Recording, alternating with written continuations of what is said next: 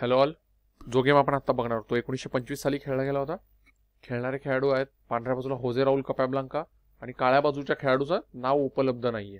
तर हा एका सायमल्टेनियस एक्झिबिशन मध्ये खेळला गेला होता आणि हा डाव बघून कॅसलिंग ही किती इम्पॉर्टंट गोष्ट आहे हे तुमच्या नक्की लक्षात येईल. तर डावाची सुरुवात कपॅब्लांकाने केली E4. उत्तर आले G6, D4, D6, F4, bishop G7, night F3, E6. म्हणजे आपण जर सुरुवातीच्या काही चाली बघितल्या तर काळा खेळाडू देखील अतिशय सेफ खेळण्याचा प्रयत्न करतोय. त्याने प्यादी एक एक घरं पुढे टाकलेली आहेत आणि राजा एक्सपोज होणार नाही याचा तो प्रयत्न करतोय. पुढची चाल होती bishop D3, night E7, castle bye white, night B2 C6, C3, F5 आणि F5 ही तर खरं थोडीशी चुकीची चाल म्हटली पाहिजे, कारण राजा अजूनही सेंटर ऑफ द बोर्ड मध्ये आहे आणि राजा सेंटर ऑफ द बोर्ड मध्ये असताना राजा समोरच्या डायगोनल अशा पद्धतीने ओपन करणं हे थोडंसं रिस्की असतं. पुढची चाल होती E5.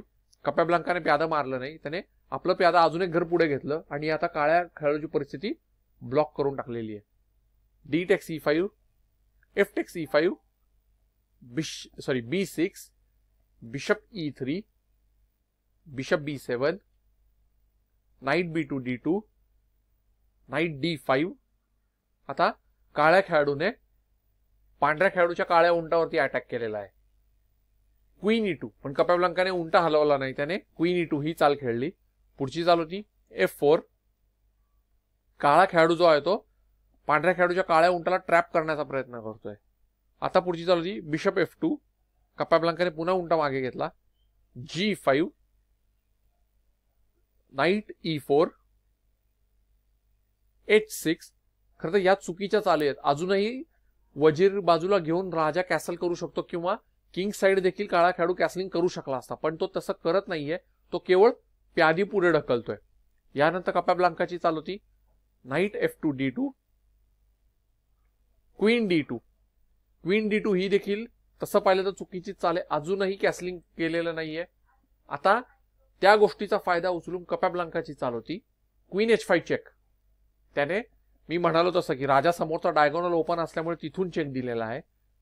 या परिस्थितीमध्ये खरे तर काळ्या खेळाडूने राजा काळ्या घरात घ्यायला हवा होता किंवा क्वीन साइडच्या काळ्या घरात घ्यायला हवा होता, पण तसे न करता त्याने खेळलेली चाल होती क्वीन F7, जे खूप मोठं ब्लंडर किंवा खूप मोठी चूक आहे. ज्यानंतर कपॅब्लांकाची चाल होती नाईट D6 चेक आणि ही चाल खेळल्यानंतर काळ्या खेळाडूने आपली हार मान्य केली. त्याचे कारण तुम्ही जर पाहिलं तर D6 घरावरचा पांढरा घोडा हा एकाच वेळी राजा आणि वजीर यांना ट्रॅप करतोय. त्यामुळे जर राजा दुसरीकडे कुठेही हलवला तरी वजीर मारला जाईल, म्हणून कंपल्सरी काळ्या खेळाडूला पांढरा घोडा मारावा लागेल. ज्यानंतर कपॅब्लांकाची चाल असेल बिशप G6 आणि आता क्वीन ट्रॅप झालेली आहे. क्वीन मरणार हे निश्चित आहे, कारण वजीर कुठेही हलवला तरी काळ्या राजाला चेक बसेल. म्हणजे ही अशी परिस्थिती बोर्डवर निर्माण झाली असती की जिथे काळ्या खेळाडूला आपला वजीर गमवावा लागला असता, आणि म्हणूनच काळ्या खेळाडूने आपली हार मान्य केली आणि कपॅब्लांकाने हा मिनिएचर गेम जिंकलेला आहे. पण पुन्हा एकदा जर तुम्ही पाहिलं तर हा सर्व अटॅक कपॅब्लांका करू शकला त्याचे कारण काळ्या खेळाडूने शेवटपर्यंत कॅसलिंग केलं नाही. शेवटपर्यंत त्याचा राजा सेंटर ऑफ द बोर्ड मध्ये अडकून होता आणि त्याचबरोबर चुकीची चाल म्हणजे त्याने F घरावरची आणि G घरावरची प्यादी ही पुढे ढकलली, ज्यामुळे काळ्या राजाची किंग साइड जी आहे ती व्हल्नरेबल म्हणजे एक्सपोज झाली होती आणि त्याचा फायदा उठवून कपॅब्लांकाने हा डाव जिंकलेला आहे. जर तुम्ही कपॅब्लांकाचे गेम बघितले असतील तर तुमच्या लक्षात येईल की कपॅब्लांका हा फार कुठली तरी कॉम्प्लिकेटेड किंवा फार कुठली तरी अवघड चाल खेळायचा नाही. तो अतिशय सिंपल चाली खेळायच्या. अनेक वेळा तो शेवट गेम सिंपल चाली खेळत खेळत एंड गेम पर्यंत घेऊन जायचं की जिथे सर्व मटेरियल एक्सचेंज केलेला आहे. आणि एंड गेम मध्ये मात्र कपॅब्लांका इतका हुशार खेळाडू खरोखरच अन्य कोणताही नाही हे आजही मान्य केलं जातं.